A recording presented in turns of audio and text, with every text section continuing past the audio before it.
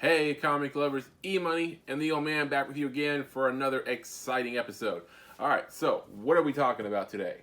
Well, we had a brand new first trailer for the new Star Wars series over at Disney Plus come out just last week. What's that called? I believe it's called Obi Wan Kenobi.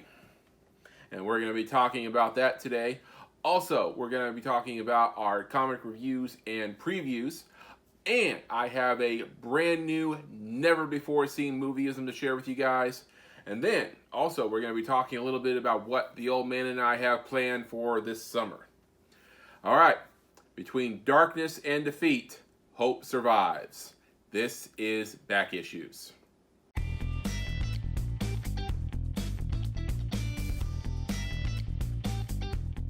All right, comic lovers, so before we get started today, don't forget to subscribe to our channel, turn on notifications, give us a thumbs up, and if you like, leave us a comment. Tell us what you think of these upcoming series we're talking about, these comic books, or, just leave us a compliment if you like. Yeah, don't leave us any insults or anything. That just pisses me off. All right, so last week we had the first trailer premiere of the new Obi Wan Kenobi series at Disney Plus.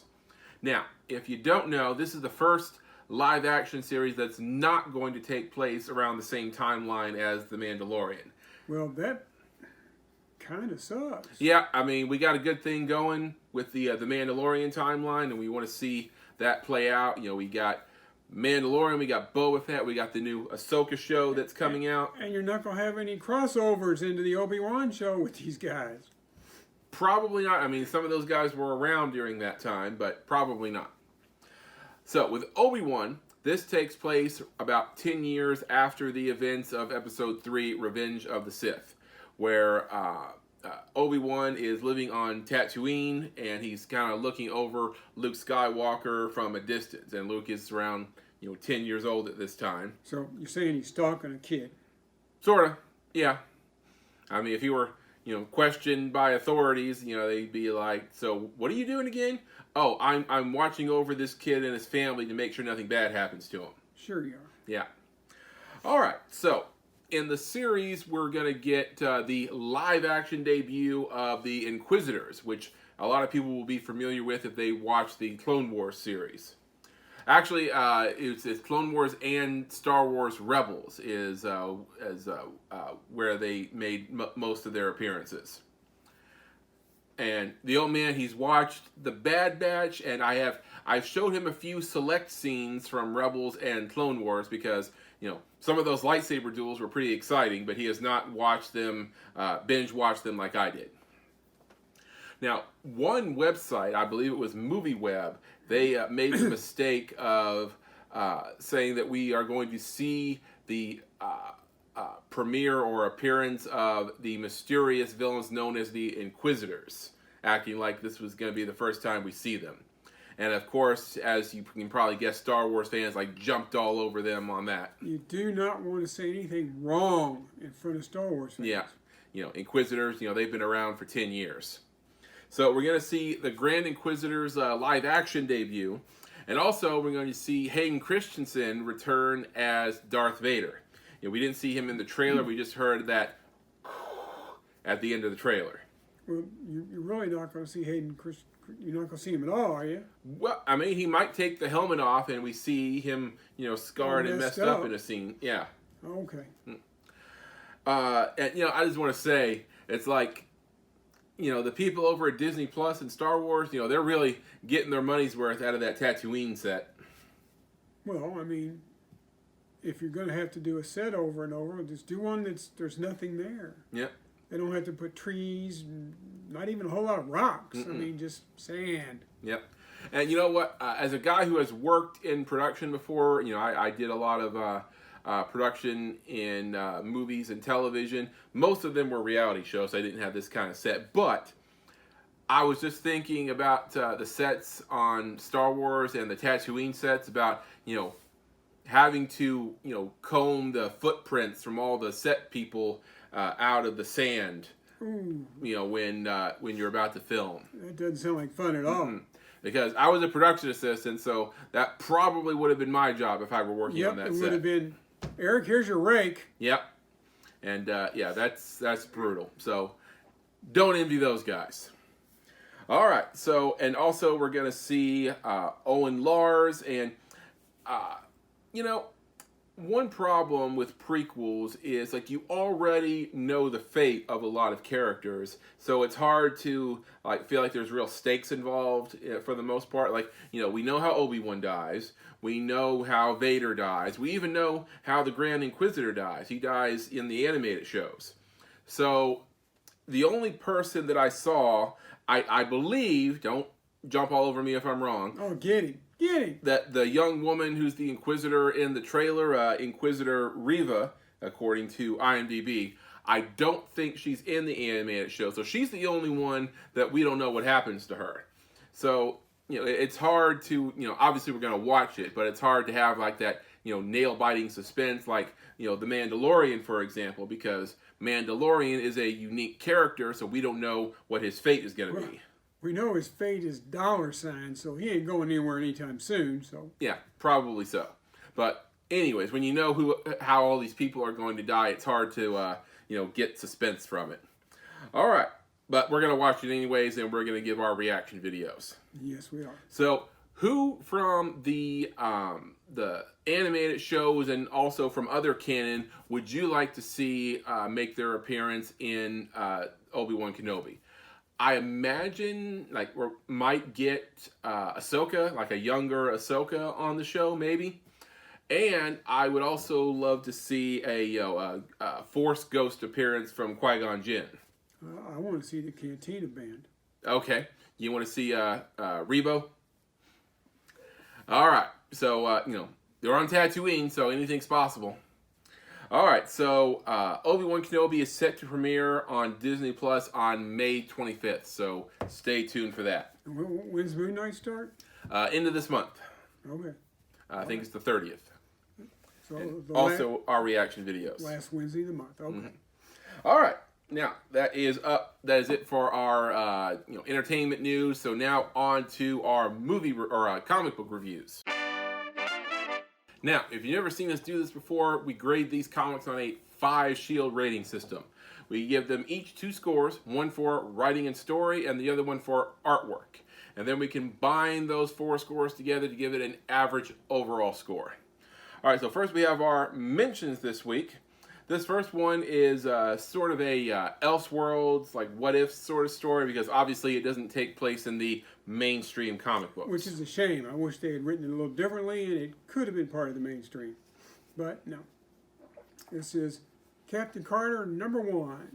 All right, so in this issue, Captain Carter shares a similar fate that Captain America did, and that he was trying to avert disaster and direct a plane into the ice so the bomb on board didn't go off, and she ends up being frozen for, in this version, I guess it's like about 70 years. So she wakes up, and after she's convinced that this isn't some sort of Hydra ploy, it didn't go so well for the S.H.I.E.L.D. agents. She accepts that, you know, she's been frozen for 70 years. They won the war, and now she is trying to adjust to life in the 21st century. Basically, she just wants to retire. Yeah, I mean, she wants to kind of, you know, ride off into the sunset because, you know, she wants to adjust to her new life, and, you know, everything she knows is gone now.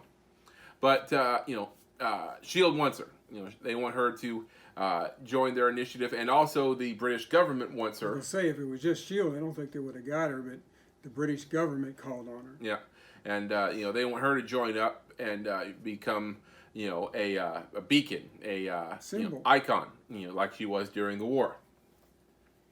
So, you know, at first they try to keep the fact that, you know, she's Captain Carter under wraps, and that doesn't go so well. You know, you can only keep that a secret for so long. And when it comes out, her, you know, friendly neighbor, I thought was kind of funny. You know, when she, you know, pulls up the, you know, the news headline on her tablet about her, she's like, "You're Captain effing Carter." It's like, no wonder you talked like you were in Downton Abbey. So, you know, the next issue is about how she's going to deal with, you know, the secret being out. So, looking forward to that. Captain Carter #1 ends up with 3.5 shields. 3.5 shields out of 5. All right, next up. This book is a weekly, which might explain why I'm getting a little burnt out on it. But it's got great cover art. Mm-hmm. Detective number 1056. All right, so in this issue, we are still dealing with the fallout of the Arkham Tower being taken over by the inmates after the psycho pirate loses control of the inmates. So a lot of different things are happening. The Bat family is trying to get a hold of it, and Nightwing has been taken hostage by the Scarecrow, who is trying to exact his revenge after the events of Fear State. Explain something to me. How many times has Scarecrow had his butt handed to him by Batman? A lot. Yep. Why does he keep trying? Find something else to do. Get a job. I mean, geez. Or how about go somewhere where there aren't, masked vigilantes or superheroes? Like Denver or something. Or open up a seasonal Halloween shop. That too. So another, cool side story happening here is that Dr. Meridian has been taken hostage by the clowns. I don't know what they're called. The foot soldiers from the Joker Wars. I don't know if they have a specific name or not. So they're fixing to push Dr. Meridian off the ledge when she's rescued by none other than Harley Quinn. Now wait a minute. There was a girl who was being treated because she had delusions of being Harley Quinn. Yeah, this inmate thought she was Harley Quinn. But as it turns out, it isn't Harley Quinn. And that Harley has been working undercover for the Bat family to get inside the Arkham Tower. Well, I mean, if you're going to go undercover, you might as well pretend to be who you really are. Yeah. And so Harley rescues Dr. Meridian and then fixes to smash the controls that are locking down the tower and preventing the Bat family from getting inside. So, she does that. And then there's one scene in this issue that I've kind of mixed feelings about. So Scarecrow has Nightwing under his control. He's he's got the fear gas in him. He's barely conscious. He's tied up. So he pushes Nightwing out the window, and he's falling to his death from the top of the tower. Batwoman tries to swing in to grab him, but misses. And then, all of a sudden, the Batwing is flying in. And then we see the return of none other than the Batman, who has been missing from this story for a few weeks now. He has been dealing with a situation in Europe with Batman Incorporated. So, in the story, now picture this. So, Nightwing is falling to his death. Has probably reached terminal velocity by now. And Batwing in a plane, not a glider or anything, or a helicopter. Right, but in a plane, he opens up the cockpit, says, "I got this," goes in under Nightwing and snatches him up in the Batplane. Well, you got a problem with physics? They have a problem with physics, and that they seem to ignore it. I mean, that's some Fast and Furious physics right there. Yeah, I mean, let's face it. A plane moving the slowest speed it could possibly move. Nightwing, when they hit, well, Spider-Man figured out what happens when you stop somebody. It's internal velocity with Gwen. Mm-hmm. Yeah, I mean, that's something I would expect to see in a Joel Schumacher movie. All right, but that scene notwithstanding, I enjoyed most of this issue. So Detective Comics 1056 ends up with 3.5 shields out of 5. Correct. All right, now for the top 3. How do we do this one, old man? Well, to be expected, if you watch this channel long enough, there's probably going to be a tie. Well, there was a tie for second place, two-way tie. So, in order to break the tie, we always come up with some contest, some feat of skill, strength, not so much strength, but something. So I went back in the dungeon, which is the unfinished part of our basement, looked through our games, and I found our original not Warhammer Quest. Hero Quest. Hero Quest. It came before Warhammer Quest. And I thought, back when Eric and I used to play this when he was a kid, he's more interested in when the figures got killed, he'd play with them off to the side. wasn't that interested in the actual gameplay. He just liked playing with the toys.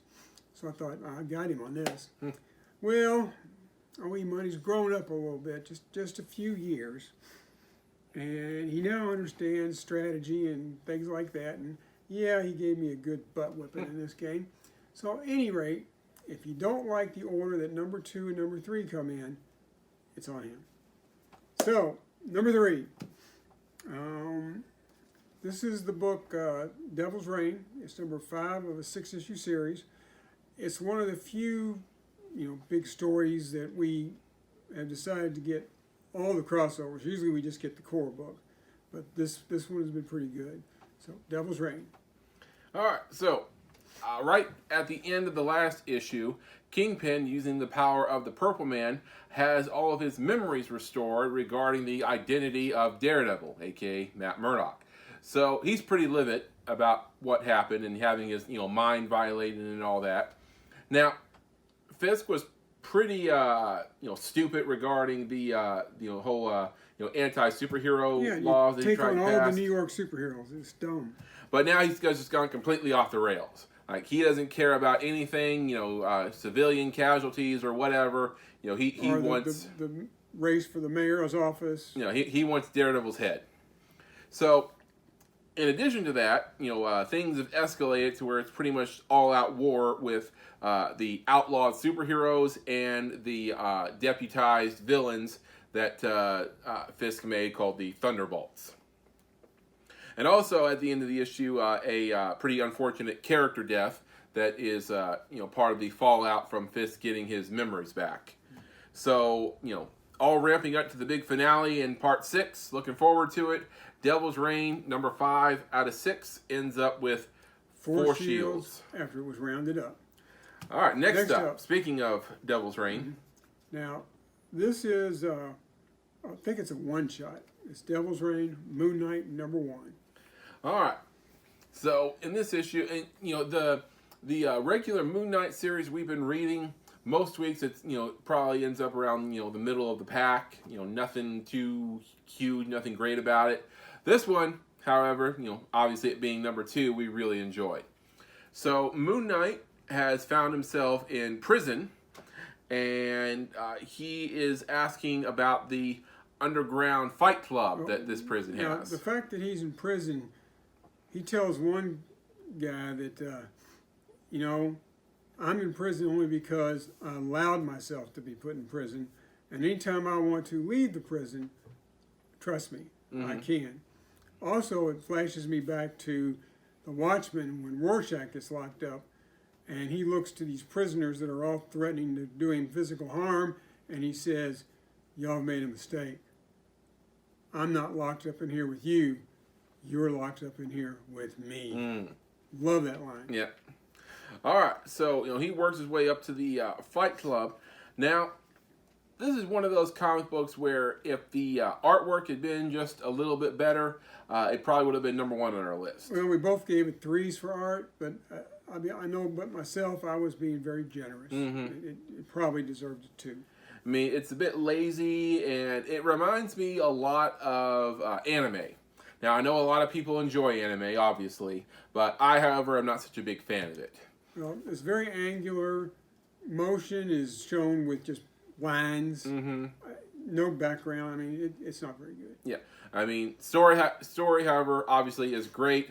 Artwork, not so much. I mean, as far as the story, I gave it a rare 5. You got it a 4. So, Devil's Reign, Moon Knight, I think it's a one-shot deal, ends up at our number 2 spot with 4 shields out of 5. After being rounded up. Right. All right, next up. This is a character who's been gone for a while, and I think Marvel pulled the Punisher because of the state of the world and how violent things were, that they decided they didn't need a violent character. Well, I'm not so sure I believe that, because they just brought him back, and he's more violent than he ever was. But we went with the Alex Ross variant, well, because Alex Ross does great work. I mean, look at that. But here's Punisher number 1. All right. So, in this issue, Punisher has become the new head of the Hand. And we find out how he does that. First of all, in the opening scene, we get a group of terrorists by the name of the Apostles, who their trademark is wearing suits and sporting Spartan helmets. And then they are surprised by the Punisher and the Hand. Now, Punisher, I don't want to say he's abandoned his usual, shotgun and, gun weapons and all that stuff, but his new, look, where he's, got the weapons around his waist are, hand weapons, katanas. Well, then in a flashback, we see how that happens. He's in his hideout in New York, and he's surprised by the Hand. And the lady who runs the Hand sends her soldiers after him, and he I don't want to say he makes short work of them, but he takes a few lumps. Yeah, he takes his hits, but he eventually dispatches them, and from that test, the lady makes him the new head of the Hand. Now, one thing that kind of surprised me was that I always thought sort of the part of being the Punisher was in the hunt. The first time we saw him, he's hunting the Spider-Man. Well, apparently he doesn't have as much problem with that if other people do the hunting for him. Because in one scene, members of the Hand bring him victims. Or victims, I don't know if I call them victims. We're talking rapists, murderers, people that have escaped justice in some way. Right.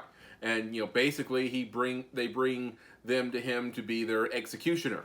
And, I guess he's fine with delegating stuff. I mean, I thought that he was going to look at him and say, all right, lock him up. No. No. He's fine with, them doing most of the work for him. And also, I mean, would you just take the lady at her word that these were bad people? Or, would you, want to read their files or something? Just taking her word seems somewhat suspect. But yeah. Maybe he's done a good venting of her. I don't know. All right. So, and also great artwork in this issue. Excellent stuff. Great action scenes in here. Really well done. All right. So, Punisher #1 in this new series ends up at our #1 spot with 4 shields out of 5. With no rounding. Right. All right. So, what do we have coming up for this week? Well, for us, this is a pretty short week, which, hey, good for us. There's a new #1 from DC.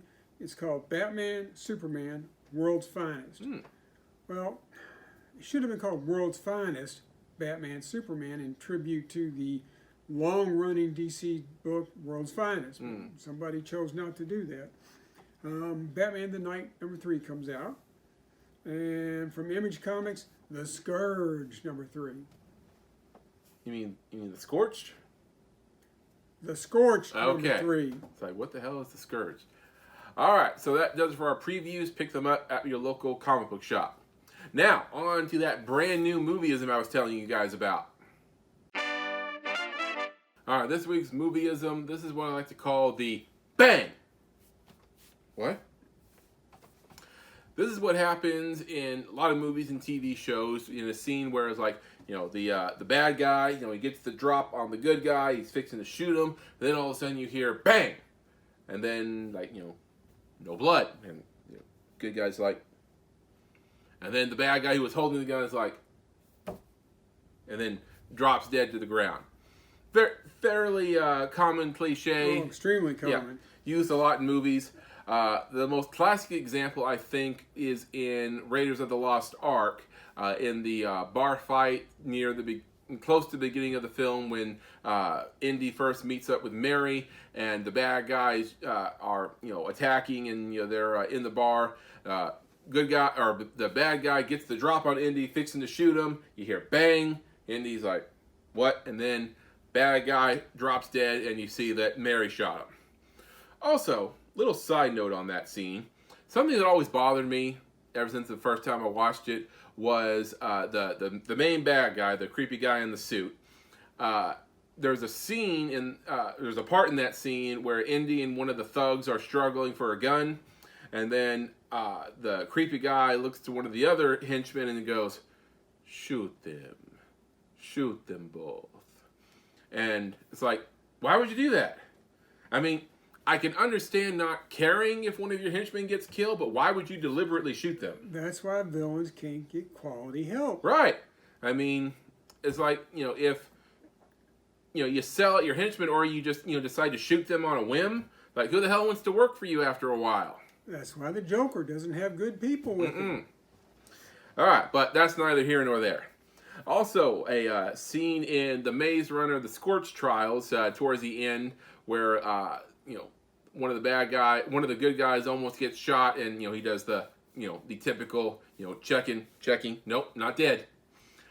Really underrated movie, by the way. I really enjoyed that. Doesn't get the kind of credit it deserves. And then finally, we just saw, or I guess we were reminded of it after we saw again We rewatched the movie we've seen many times. The Mummy Returns. It's got your boy in it, doesn't it? Brendan Fraser? Yeah. Yeah. In this scene, right after Ardith has defeated Lochnaw, one of the other henchmen is about to shoot him in the back of the head, and then Evie helps him out from the top of the ledge and shoots the bad guy dead. Oh, Evie's a good shot. Oh, yeah. I really liked Jonathan's development in that movie because... the brother? Yeah, he was kind of a goofball in the first movie, and Still a goofball. Still a goofball, but excellent shot, crack shot, and he manages to hold off a Knox to the Moon in that one scene when Jonathan is trying, or the kid Alex is trying to get the Book of the Dead. Mm-hmm. So I really like that part. I like character development. All right, so that is it for this week's Movie-ism. Now, what do the old man and I have planned for the future? So let's check that out. All right, so what do the old man and I have planned in the coming weeks and months? Well, we have our reaction videos. Reaction video for Moon Knight at the end of this month. Looking forward to that. Also, like we said, the Obi Wan Kenobi series in May. We're going to be doing our reaction video there. Also, we have a lot of stuff coming in, or I wouldn't say a lot of stuff. We have stuff coming in from the CGC in the next few weeks. So to be exact, it's $5. All right. So we're going to be doing our unboxing of our CGC stuff in a future episode. Probably get another Heroes box. Yep, Heroes box coming in the next few weeks. And also, stay tuned for CGC unboxings over at Comic Book World. We're talking to Jacob almost every day, and he gets new stuff. We're going to be going over there and seeing all the cool stuff he has from CGC. Also, another thing we're going to be doing is I forgot to mention, as the days are getting warmer, in the next few weeks probably, we're going to be seeing the return of everybody's favorite Dog of Thunder. Yeah. Thor. Yeah, Thor the German Shepherd. Yeah, we're going to be... He hasn't seen me in so long, he's probably going to want to eat my face. So we're going to start doing, parts of the show in the garage again with Thor the Dog of Thunder. So looking forward to seeing him again.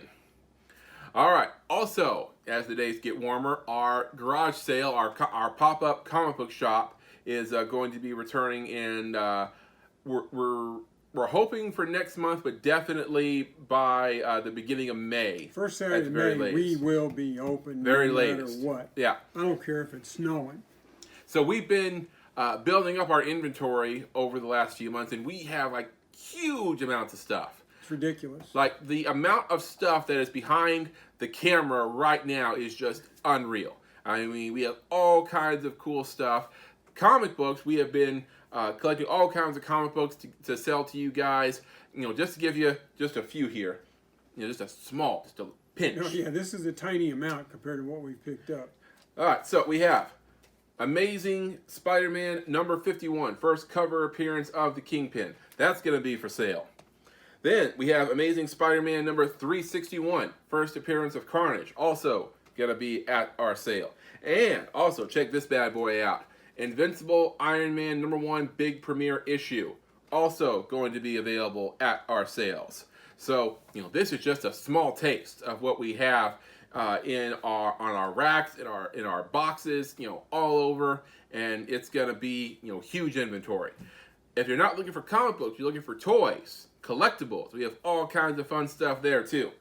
We're going to have all kinds of, we have like dozens of toys from Marvel Legends collection if you're into that. Also, if you're into horror collectibles, we have all kinds of stuff there from all kinds of different movies, stuff from Todd McFarlane. And, you know, check this one out, just as an example. You know, this classic Freddy Krueger talking doll. Talking Freddy. Watch out. Freddy's back. Ooh. Still works. All right, so we're going to have that. And also, we have some superhero collectibles here, like, for example, this classic Teen Titans set right here. And if you're looking for something more affordable, something, you know, inexpensive for the kids to enjoy, we have that too. We have stuff from X-Men, we have figures from Spider-Man, we have all kinds of cool stuff. So just about any price range, you know, we have it for you. All right? And also, we're going to have tons of new Blu-rays and DVDs if you're looking for those. So, you know, like I said, come out to our pop-up comic book shop. We're going to have a ton of stuff for you. And the toy collection, we're bringing new toys in every week. Oh yeah, we're still not done. And we won't be able to display them all at once. Yeah. So you're going to have to come to the shop, the booth, the garage, multiple times to see the toy inventory. If you're looking for something specific, let us know, all right? Because we might have it and just not out on display. All right, so, like I said, tons of new inventory. Check us out at the very latest, the first Saturday in May. Keep following us, because if we get a week or two of good weather, we'll open as soon as we can in April. Yeah. All right, so looking forward to seeing you guys there. All right, we'll see you on the next one. Excelsior. True believers, can you see me?